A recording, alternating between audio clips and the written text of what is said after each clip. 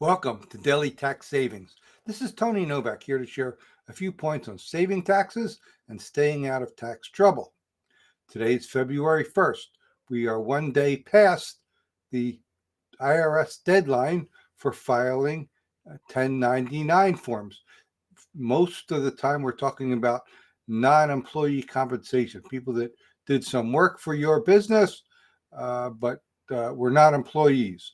So we are, as business people, required to file a form with the government, letting them know that we have this legitimate business deduction and that other person has legitimate income.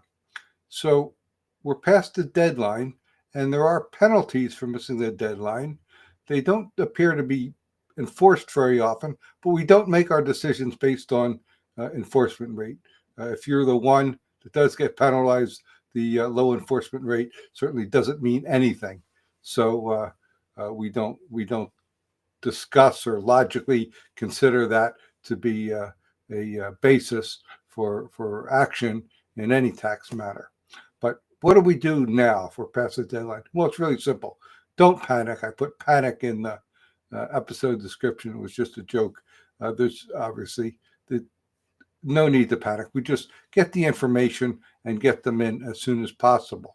But what if someone you paid refuses to give the 1099? Well, we, meaning your accountant, can still file the 1099 without the EIN or Social Security number. It's not the best way to do it. It's not recommended. It might even need to be done manually, although the service I use seems to take them electronically, but other IRS and other places say they need to be filed on paper.